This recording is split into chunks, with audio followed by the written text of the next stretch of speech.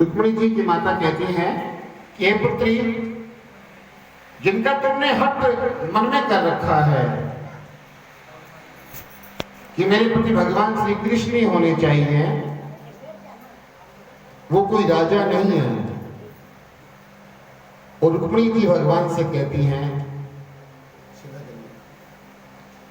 रुक्मिणी जी भगवान से कहती है कि हे प्रभु, ऐसा मैंने कौन सा पाप किया है जिस पाप के प्रताप से शिषपाल आज मेरे पति कह रहे हैं। हे प्रभु, आज शिषपाल मेरे पति नहीं है, परंतु फिर भी लोग क्या कहते हैं कि देखो रुक्मिणी जी का दुल्हा जा रहा है। तो हे प्रभु, ऐसा मैंने कौन सा पाप किया?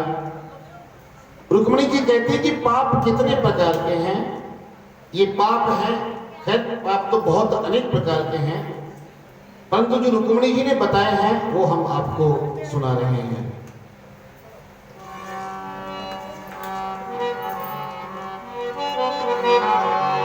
स्वामी रुक्मण पाप कमायो, जैसे परसिस पहलो खायो।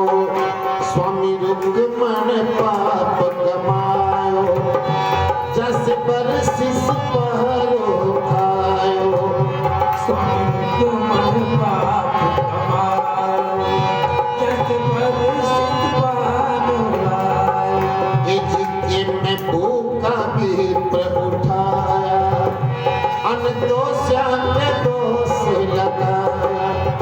ये मैं कुल से भ्रांति जो कीनी जी, दुर्बल को दान नहीं दीनी। स्वामी रुक्मण पाप कमायो, जैसे परसिस पहलो आयो। स्वामी रुक्मण पाप कमायो, जैसे परसिस पहलो आयो। परसिस पहलो आयो जी, जैसे परसिस पहलो आयो। स्वामी रुक्मण पाप कमायो, जैसे परसिस पहलो ये मैं सासू ननद सताऊं, ये मैं पुत्र बिछोआ ये मैं सासू ननद सताई, कि मैं पुत्र छोड़ा। होकर से करूं उठाई दीने, छोटी चुगली खाई।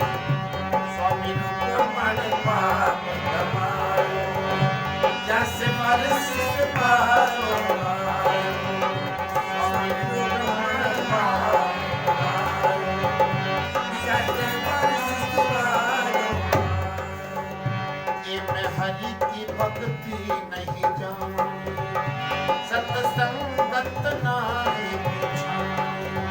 ये मैं हरि की भक्ति ना जाने, सत्संगत नाहि बिछाए।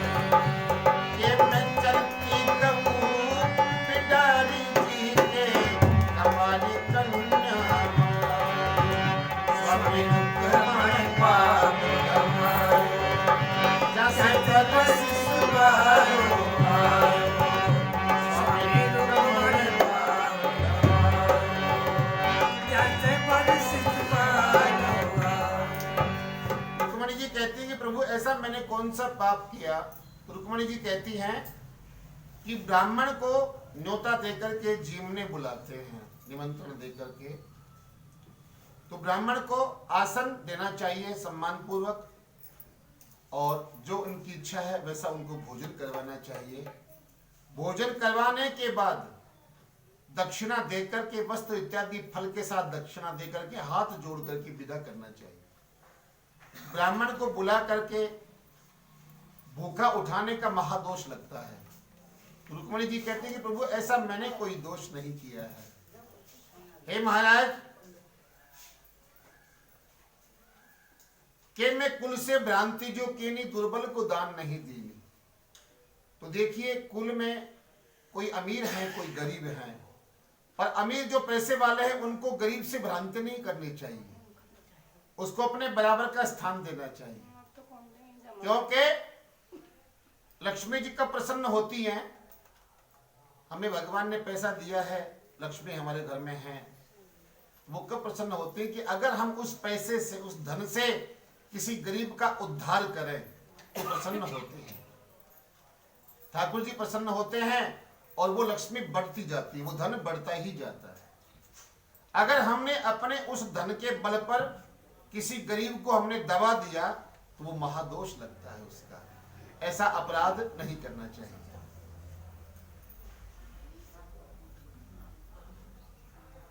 दुर्बल अगर कोई मांगने आ गया है तो उसको अपने हाथों से जरूर दान देना चाहिए। जैसा भी हमारे हाथ से बने उसको दान देकर के हाथ जोड़ लेना चाहिए। उसकी निंदा नहीं करनी चाहिए कि कौन था, ये दान का क्या करेगा। हमने दान दे दिया, हमने अपना कर्म कर दिया, अब वो उस दान का क्या करता है ये वो जाने, उसका कर्म जाने, पर हमें उसकी निंदा नहीं करनी चाहिए। के मैं हरि की भक्ति नहीं जानी, सत्संगत ना ही पिछानी। तो देखिए मनुष्य को ये 84 लाख जन्म भुगतने के बाद मनुष्य देह की प्राप्ति होती है। अब आप ये भी सोचेंगे कि 84 लाख क्या जीवन होते हैं, क्या जन्म होते हैं क्या? परंतु होते हैं। देखिए 4 महीना जो वर्षा ऋतु के आते हैं, इनमें बहुत से कीट पतंगे जन्म लेते हैं, कितने ही वृक्ष पेड़ पौधे जन्म लेते हैं। ये 4 महीने में 84 लाख योनियां पूरी होती है। तो देखिए इतने जन्म भुगतने के बाद मनुष्य देह मिली है, ये सारे जन्मों के पापों को मिटाने के लिए। पिछले जन्मों में न जाने हमसे क्या क्या पाप हो गए हैं, और ये मनुष्य देह सारे जन्मों के पापों को मिटाने के लिए हमें मिली है। बड़े तप के बाद, भगवान की भक्ति के बाद ये जन्म हमें मिला है। तो इस जीवन में आकर के, मनुष्य देह पाकर के कोई ऐसा कर्म नहीं करना चाहिए कि हमें दोष लगे, हम पे पाप चढ़ जाएं और वो पाप जन्मान जन्म तक हमारे साथ चले। मनुष्य देह पाकर के हमें इतने पुण्य करने चाहिए कि हमारे पुण्य जन्मान जन्म तक हमारे साथ चले, क्योंकि एक जन्म के किए हुए पाप जन्मान जन्म तक साथ चलते जब तक कि कट नहीं जाते, और एक जन्म के पुण्य भी किए हुए जन्मान जन्म तक साथ चलते हैं। बोलो जय श्री कृष्ण।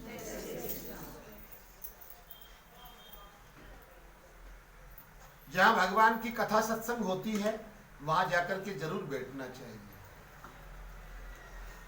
क्योंकि जब तक रहेगी जिंदगी फुर्सत ना होगी काम से, कुछ समय ऐसा निकालो प्रेम हो भगवान से। जब तक इस शरीर में प्राण है हमें एक से एक बढ़ करके काम लगे रहते हैं।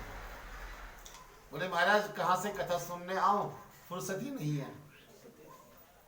किसी को कोई काम है, किसी को कोई काम है, परंतु देखिए सदा तो भगवान की कथाएं सुनने को नहीं मिलती हैं। ये तो जब मनुष्य के पुण्य उदय होते हैं तब ठाकुर जी की कथा श्रवण करने को मिलती है। तो सारे काम छोड़ करके ठाकुर जी का नाम सुन लेना चाहिए। रुक्मणी जी कहती हैं के मैं चलती गऊ बिडारी, के मैं कंवारी कन्या मारी। तो देखिए कन्याओं को मारने का महादोष लगता है, और जहां कहीं गऊ माता चलती हो तो उसको अंगुली से नहीं बताना चाहिए खेत के मालिक को कि देखो तुम्हारे खेत में गऊ चल रही है, क्योंकि गऊ माता आज असहाय हो गई है। गऊ माता का कोई रक्षक नहीं है, सबको भर भर के बाल्टी दूध चाहिए, और हमारी जो देसी गौ माता बेचारी वो थोड़ा सा दूध देती है, पर किसी को उस दूध के गुणों का पता नहीं है। बाल्टी भर भर करके जो दूध हम लोग निकालते गऊ का, वो किसी भी जो काम का दूध नहीं है, वो पौष्टिक नहीं है। हमारी देसी गौ माता जो दूध देती है उससे कैंसर जैसे रोग मिट जाते हैं। बोलो गौ माता की। ऐसे असाध्य रोग भी मिट जाते हैं। ये हमारी गौ माता की शक्ति है, इसलिए अगर किसी से सेवा करी जाए तो करें, परंतु कभी खेत के मालिक को ना बताएं और गौ माता को दुख ना दें। के मैं सासु ननद सताई, के मैं पुत्र बिछोवा माई। तो देखिए, भले घर की बेटी हो तो अपने सास को ननद को दुख नहीं देना चाहिए। सास कौन है? तुम्हारे पति की माता हैं, जिन्होंने बड़े दुखों के बाद जन्म दिया और जन्म देकर के पाल पोस करके इतना बड़ा किया। और आज अगर बहू घर में आ जाए और वो बहू अगर सास को दुख देती है तो सुख उसे भी नहीं मिलेगा। माता बहुत बड़ा त्याग करती है। देखने में तो क्या आता है कि किसी के माता पिता ने कन्या दान किया है और वो कन्या तुम्हारे घर में आ गई। और हम एक बात और कहना चाहेंगे, असल में दान तो मां करती है अपने बेटे का। अपने बेटे के लिए उसने क्या क्या आशाएं जो मन में पाल रखी होंगी कि मेरा बेटा बड़ा होकर के मुझे सुख देगा। बहू के लिए भी कम चाव नहीं रहता है सास के मन में। बहू आएगी मेरे घर में और मेरे घर आंगन में घूमेगी, मेरी बहू के लिए मैं ये गहने बनवा लूं, ऐसे जो कपड़े में ये बहू के लिए रख लूं, घर को सजा लूं, मेरी बहू इस घर में आएगी। और वो बहू क्या करती है? जैसे ही घर में आई अपना चक्कर चलाना शुरू कर दिया और आते ही ध्यान रखती कि देखे कभी कुछ माँ को कुछ दे तो ना आए हो।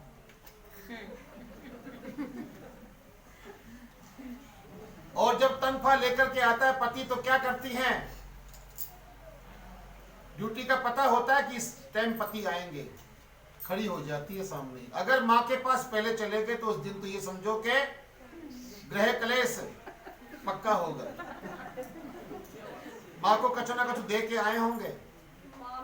अरे उनको क्या जरूरत है पैसों की? तुम सीधा मेरे पास क्यों नहीं आए? उस बुढ़िया के पास क्यों गए? उसको क्या चाहिए था? सोन के पास गए हो, जरूर तुम 2-4 हजार उनको दे करके आए होंगे। बुढ़िया होगी, देखो पहली जवान थी वो तो देखिए, तो बुढ़िया हो गई। ऐसा कभी भी नहीं करना चाहिए, क्योंकि माता,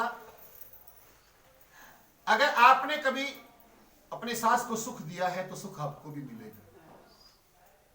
अपने सास को दुख कौन कौन देते हैं? जरा ऊपर हाथ करना।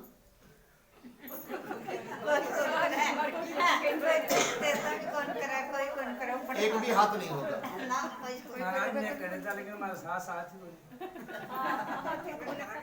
वैसे देखिए, मुझे लगता है यहाँ बहुएं तो बहुत कम बैठी, ज्यादा सास ही सास बैठी है। सास ही बैठे हैं तो देखो बहू कम है। एक बहू आई घर में आकर के वो क्या करती हैं? सासू बेचारी बूढ़ी हो गई तो सासू को एक कोने में पटक दिया। बस माँ जी तुम बार बार भीतर मत आया करो। क्या करते हो? क्या काम है तुम्हें यहाँ? क्या करना है? क्या लेना? बताओ, बोलो बोलो बोलो। सास बेचारी चुपचाप बैठ जाती, मन में सोचते कि इस बुढ़ापे में मैं कहाँ जाऊं, मुझे तो यही बीता हुआ जीवन यही जीना है। उस बहू ने क्या अन्याय करना शुरू किया। बोलिए, बुढ़िया तो स्वच्छ नहीं रहती है, ठीक से हाथ नहीं धोती है, ठीक से नहाती नहीं है, इसके जूठे बर्तनों में कौन खाना खाएगा, कौन मांजेगा? तो कुम्हार के घर जाती और एक ठीकरा लेकर के आती, उस ठीकरे में डाल करके और रोटी अपनी सास को पकड़ा दिया करती। रोज उसका यही क्रम था। अब सास बेचारी मन में सोचने लगी कि मुझे तो अपना पेट भरना है, चाहे ठीकरे में रोटी पकड़ाए तो क्या है। उसके बेटा बड़ा हो गया, बहू के भी अब समय हुआ तो उसके भी घर में बहू आ गई। बहू पढ़ी लिखी थी, अच्छे घर की थी। वो सास क्या करे, 2-4 दिन तो बेचारी नई नई थी, नहीं बोली, देखती रही।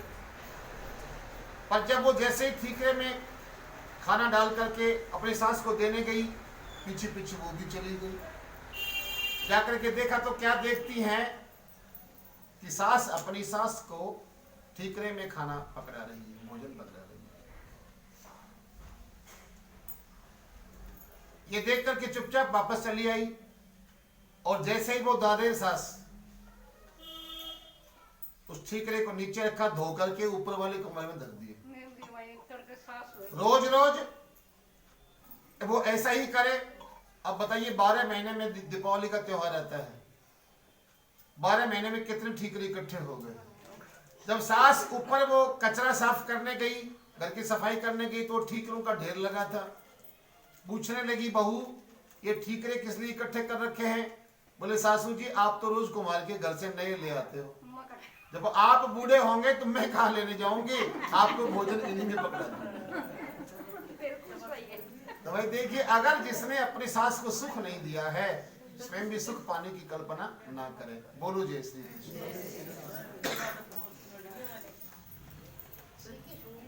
रुक्मणी जी कहती हैं दीपक से दीपक नहीं जलाना चाहिए। हम मंदिर में भगवान के जाते हैं और वहां जाकर के आरती करने जाते हैं, रोज बत्ती जलाते हैं, दीपक जलाते हैं। किसी और ने दीपक जलाया, उसी को हमने भी जला दिया उसी से। नहीं, अपने हाथों से अपने नाम का दीपक भगवान के सामने जरूर जलाना चाहिए। रुक्मणी जी कहते भगवान मैंने तो ऐसा कोई पाप नहीं किया है,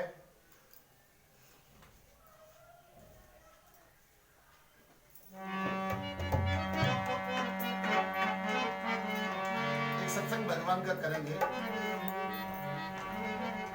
गोविंद मेरो है, गोपाल मेरो है,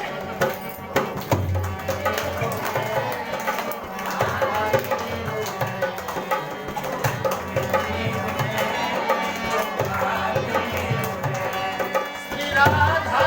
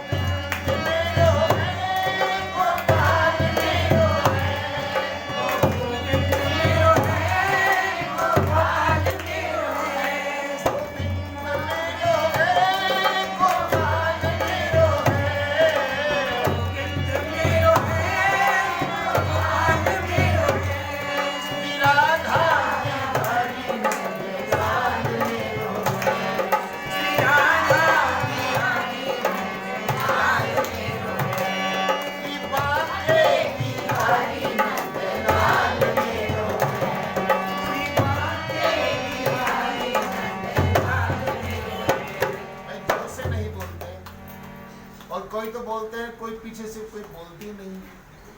कभी ये बात तो नहीं है। हम जयपुर में कथा कर रहे थे, बहुत बड़ी सभा थी, तो वहां सत्संग चल रहा था। गोविंद मेरो है, गोपाल मेरो है, श्री राधे बिहारी नंदलाल मेरो है। एक बहन जी बोल लेती थी गोविंद मेरो है, गोपाल मेरो है, श्री राधे बिहारी।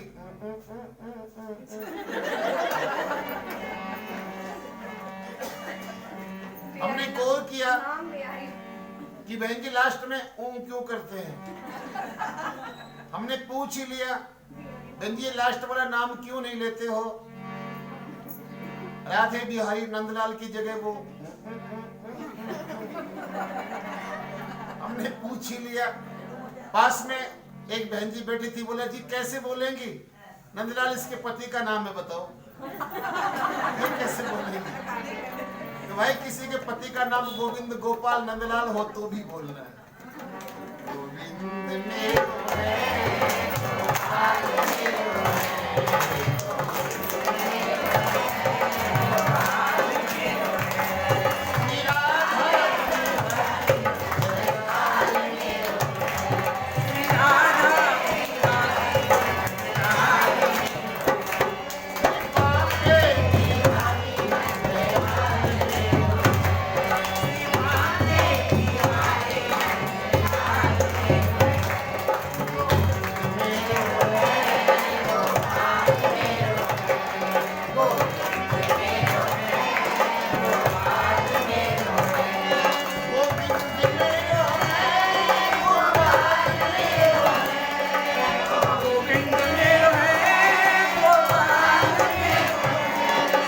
राधा